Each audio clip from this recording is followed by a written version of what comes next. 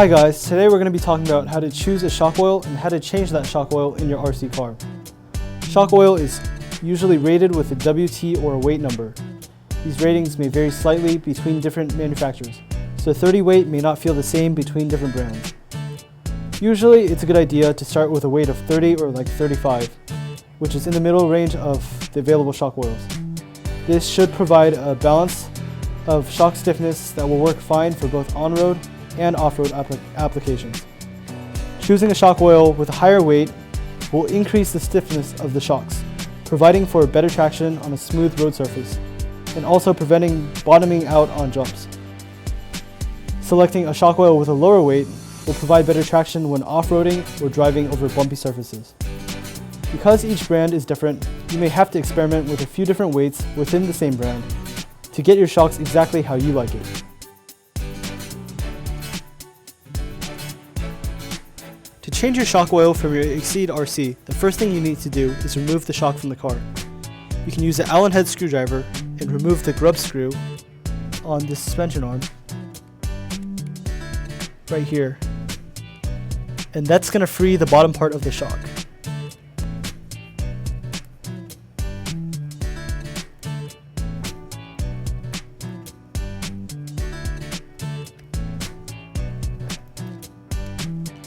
After you have the bottom of the shock free, you can remove the top by pulling it off of the shock ball stud, like so.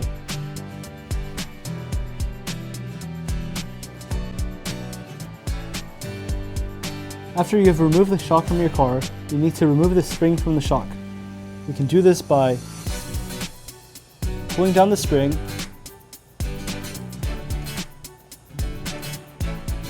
and then sliding the spring cap off of the piston, and then the spring will pull right off.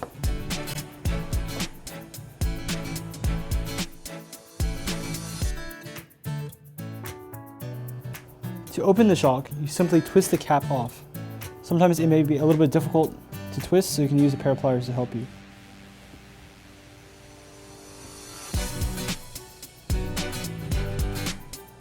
Make sure to hold the shock right side up. Unscrew the cap so the shock oil does not come out.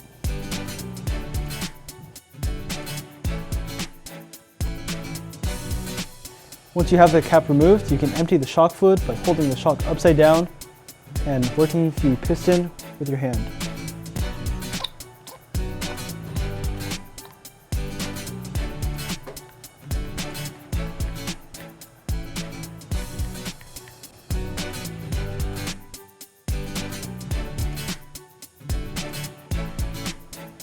Now that our shock is empty, we can fill it up with new shock fluid.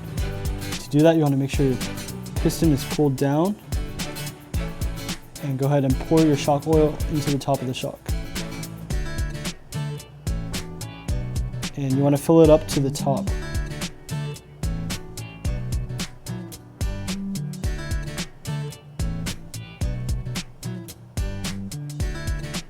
Next, you're going to work the piston with your hand up and down and try to get all the air bubbles out of your shock fluid.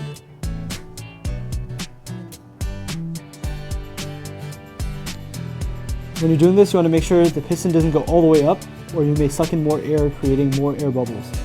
It's important to try to get as much of the air bubbles out of your shock fluid to get a consistent stiffness and to get a good rebound to your shocks.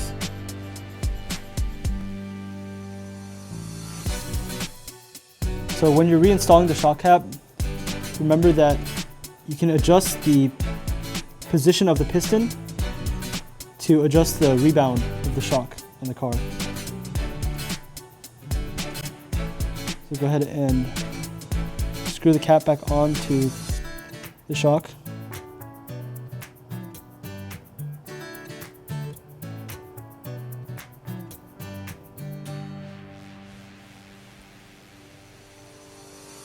And then you can go ahead and reinstall the spring.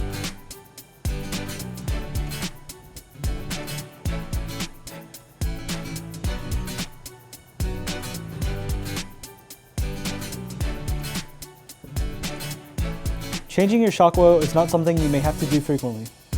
Once you find the right weight and rebound settings, you won't have to change it for 300 or more runs, as long as your shock isn't leaking.